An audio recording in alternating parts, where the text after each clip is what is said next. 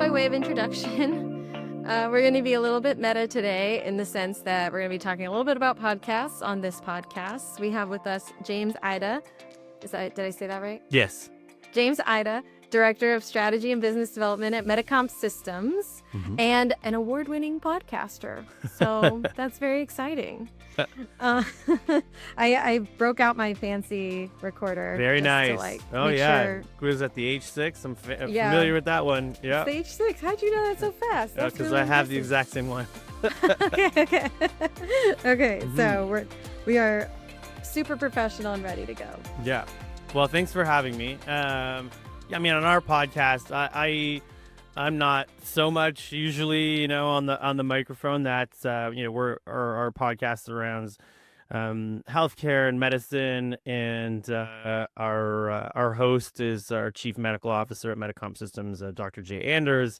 I'm his other half who organizes all of our guests, production. I do all the research and make sure we have good questions for our guests and coordinate everything and make sure that the episodes get out into the world and all that kind of stuff. So, And how often do you try to troubleshoot the guests' sound situation? Because first of all, people seem to have a higher tolerance for less polished production as more and more people are putting things out. But I don't know. I don't know if it's worth the lift and stressing them out and making it feel like it's more intimidating than it is, or do you try really hard to ship them a mic and make them sound elevated? Oh no, listen, my in my personal life, I am a sound obsessed, electronic music producer. As far as our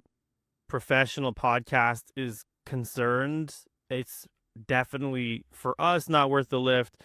I think most people are pretty used to doing Zoom meetings and all this kind of stuff, so everyone's got some kind of webcam set up, and we don't need a super high quality audio. That's really not our target audience. We're talking about medical technology issues, and we really want to just get into the weeds as quickly as possible. So we don't really need a super polished sound, and we use whatever tools are available to everybody. So for the most part, people get that stuff sorted out before we're on the call. Yeah, nice. So how did it come about? What was the beginning of this podcast idea that you had? We're a small business. We're not a huge, massive operation. And so we have a limited budget where marketing is concerned, and we're already spending that on things like trade shows, and various marketing initiatives domestically, globally, etc. And so what's the best use of our dollar? And so that was sort of where it came from. We do work with various journals, trade journals, websites, and so on to do advertising. And we have found what I would call limited success with that. And some of those outfits are very, very expensive to do anything with. And then we've done branded webinars with those organizations. And what we found was that, we might get for quite a lot of expenditure, we might get maybe a couple hundred eyeballs for part of a webinar. And we went, is this really the best use of our dollars? Are people actually really feeling engaged? And that's a one-off. And we were getting interviews, we were being on other people's podcasts, we were, all this kind of stuff. And so we said, well, all these other folks, they're able to do this. What is the lift for us to be able to do that? And so we just started researching it, and our chief medical officer was really interested in the idea. I've really been interested in podcasts. I've produced them before. So I went, well, why don't we try this and let's see if we can make it work? And it kind of just went from there. Yeah, I mean, I think podcasts are super relevant now. People can absorb information while they're doing the dishes or driving or multitasking, basically, but still picking up vital information. So I really think it is a great age for podcasts. I think so too. And for us, we've got a lot to say. about what's going on in our industry. Because we're sort of a middleware vendor, we supply tools to some of the big players of the industry, and so we kind of sit in the central position, Hmm. and we see a lot of what's going on in our industry. And so we're able to kind of synthesize what we're seeing from all these different corners and say what we think from our viewpoint and where we see things going. We've already always tried to be 5 or 10 years ahead of our industry. And so for us, it made sense to say, okay, well, as we see things shift, as we are, analyzing these various challenges in the industry, we have an important voice, and we can elevate other voices. We're connected to a lot of people in the industry. We can elevate those voices and have really substantive conversations, as well as, we have people from the White House on our podcast, various different administrations over the years who will come on and talk about where things are going from a regulatory perspective. And then we can Hmm. talk with our partners who are implementing all of this stuff in real time, and really get that back and forth. So it ends up being a communication sometimes through our podcast up and down that chain, which is really interesting. And then, as you said, people who are consuming this stuff, they don't need to be tied to their desk watching a webinar in real time. They can, as you say, on their while you're doing the dishes, while you're out walking your dog or taking your kid to school, or in the car or whatever it is, you can consume that stuff. And we found that people really, really do. And we end up getting a lot of communication, whether it's through social media or other various channels, of people who listened and found something interesting and had something to, bring back to us and comment, or whatever the Hmm. case may be. We do find that sort of two-way communication, and we find that our customers and our partners do, some of them do listen to it. And so it's been really interesting for us. Plus, the numbers for us have been tremendous in comparison to, webinars. People can, will Hmm. on average at least 1,000 or so listens per episode, which for our industry, that's quite a lot for an industry specific, very niche podcast. That's, I Yeah. think, quite a lot. So, and we've had more than that. So, for us, it's great.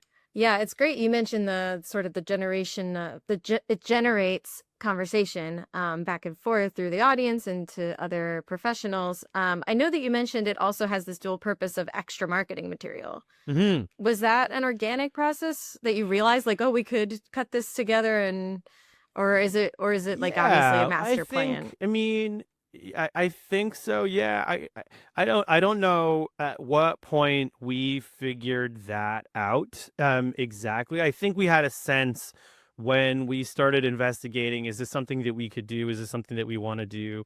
That it could somehow generate additional material just by virtue of the fact that it's a long medium where you're generating a lot of content. And I worked in YouTube stuff before and various other different media. I knew that, you could do cut downs, you could do stuff. So I had the feeling that we would be able to do more with it. But what has happened is that, out of any given episode, we've got the recording itself that goes out into the world. We've got blog posts that come from it. And then we were doing one cut down of just a snippet. We're now trying to do sort of 3 or 4. So it's turning into quite a lot more content that we can use. What we also found is that if we're chatting with, a customer or partner or opportunity or some user of some kind, someone who's using our products in some way, that we can end up potentially getting a testimonial from that, right? Because you've got the Right. opportunity to chat with someone who's using your stuff, and if they're happy, you might end up getting some kind of glowing review. And we know that somebody's already really happy. We know that that's a potential for getting there. And then once you have that, you can use that throughout different materials all over the place. So it is something we've been thinking about more and more, and certainly using. Yeah, that's awesome. And so, do you prioritize consistency? Do you feel like the audience needs that sort of expectation of a weekly or biweekly podcast, or do you focus more on quality and the guests you have? Yeah, I mean, I think it's probably a little bit of both. Our cadence, since it is, I mean, this is a corporate thing. It's coming out of our time and all that. And so our cadence is about once a month. We've thought of doing two a month, logistics is always a concern, and Mhm. building a backlog of episodes is a concern, and that allows us also to keep the quality, the kind of level Mhm. of folks that we want to have on our podcast. We know that we'll be able to secure one really good person a month, and that's not too much of an issue, and we can give people questions in advance and all that kind of stuff. So for us, that has worked quite well. You're dealing with stuff like AI, which is changing weekly, and it's probably better to keep things not so much in holding, and to stay up to date and interview people in real time. Right. And so, I mean, in addition to the state of AI changing and the technology itself changing and how people are using it changing, and what's possible changing from week to week, what we're also seeing, I don't know if you've been following, but what is happening from a regulatory side is changing dramatically, right? You've got a bunch of new rules that came in with this big beautiful bill. You've got money that's going into it. You've got all of this kind Mhm. of stuff. And so keeping on top of that is also super important. And this is why, hopefully we'll have someone from the administration coming onto our podcast in the next month or so to talk specifically about AI and what's happening in our industry and where things are going, and portability of health records and all these kinds of things, which when you have that sort of information that maybe hasn't been shared throughout your industry coming through your own sort of channel, it's great for a number of reasons. Number one, it gets everybody that information, great for the audience. Number two, Mhm. it allows us to have a reason to continue this dialogue with the administration, reason to go back to them, making those connections. It's been great for relationship building for all of the different partners that we've had, or contacts that we've had on the podcast. It's just another touch point, reason to talk to people. You're able to dive in intellectually a bit. So it's been, I think, very, very good for that. And you never know when you have that dialogue what will come of it next time. Oh, you see them, at some industry event, you see them wherever next time. I remember when you were on, we chatted about that. This changed, that changed. How are things going? How's your dog? How's your, wife? Whatever. So, it's been good on that front. Have you learned anything about your audience that you didn't know? Because this opens up a channel in a somewhat more intimate way sometimes, but I mean, yeah, it's interesting to see the episodes and the topics that will drive engagement. So going back to, where all of the sort of dialogue about this ends up happening, we see the sort of uptake, or we get the feedback from our audience on the social channels, Twitter, mostly LinkedIn these days, really, is where Mhm. we're getting a lot of that feedback.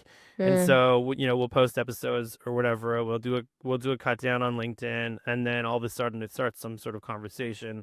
Either it's about AI, or it's about some kind of regulation or policy, or some other controversial topic. And it tends to be the guests that are, getting into the weeds on that stuff, that does seem to drive the conversation. And so it's been interesting to do that, and it has kind of pushed us in the direction of keeping on top of those things, because the audience really seems to want it. They want to talk about that. They're interested in it. They want to be up to date of what's going on, both on the regulatory side, but also Yeah. maybe, their competitors or whatever. So we probably would have done it anyway, but it's sort of forcing us to continue down that road. It Mhm. also, I think, for us, has has solidified that this is a good strategy for us to continue, right? If people are obviously interested and engaged, and they're responding to all of this kind of stuff, and they're coming to us either with questions or comments or what have you. I mean, we have folks from the industry now that reach out to us and say, "Hey, we'd like to be on your podcast." Is that something that's possible? Right? We're a corporation, so it's interesting to have that kind of engagement. It's, I think, solidified that this is a good strategy to continue. Yeah, that was actually my next question. So let me know if you just answered it fully or if there's more to add. I was going to say, your job isn't just to run a podcast. Mhm. You're trying to work on strategy and business development. Has running the podcast, producing the podcast helped with that? Learn any lessons at all, or changed kind of the trajectory of your role? How does that all fit together? I think it's just been like a really good piece of the puzzle. I mean, from a business development and strategy perspective, it allows us to kind of have another touch point with people that we want to have. It allows us to deepen relationships with those people. It's something that I can say, if we're interacting with someone or they're an opportunity, maybe they're down the line where they're about to be a customer. It's something that we can say, hey, would you be interested in doing this at some point? Mm-hmm. It's another tool in the belt that you can use, and it's something that people remember. Like if you spend a half an hour on a podcast with somebody, and then it goes out into the world, and you had an interesting conversation, somebody else commented on it, whatever. You remember that, and you remember that connection, and you might want to come back a year later, right? And so I think it makes us feel a little bit more connected to the industry as a whole. And in this world where, people don't travel as much to go and do business meetings. You used to have to get on an airplane anytime you want to meet with somebody.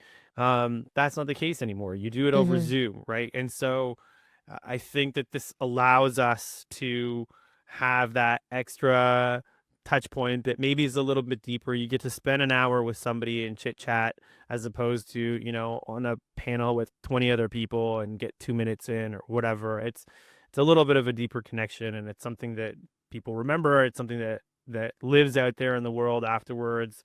And from a thought leadership perspective as well, we get to sort of showcase what we're thinking, what we see, what our view on where the world is going to be. And so from that perspective also, it's another piece of that thought leadership strategy as well.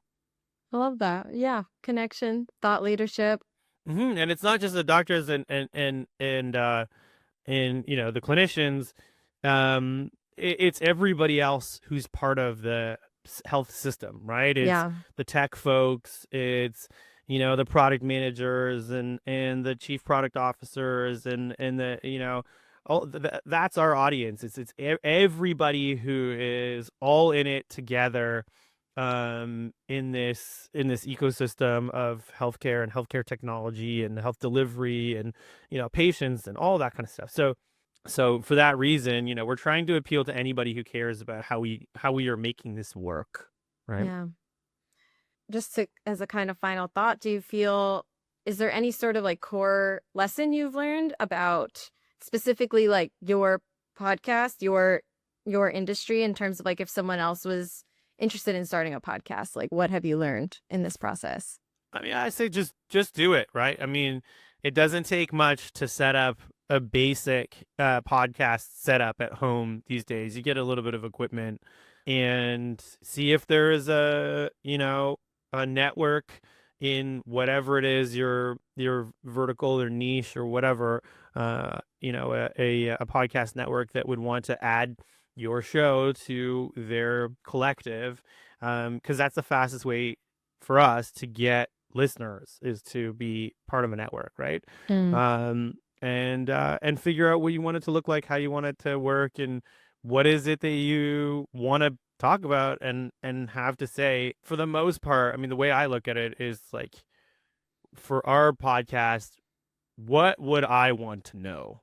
The reason that I do it, the reason that we have this podcast is because I have a bunch of questions that I want to ask and I Mm-hmm. want the answers to. And Mm-hmm. so it's, I think like most things in life, it's kind of a selfish thing. If you're inquisitive, you're interested, there's something that you want to know, what better way to do it than ask every expert in the industry that you're in, or in the vertical you're in, or whatever niche you're in, that you might otherwise not have access to. It's a great way to get that access.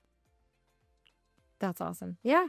Okay. Well, thank you so much for coming on and speaking with us today. This was super insightful and interesting and inspiring, actually. Talking about network and connections is always a good day.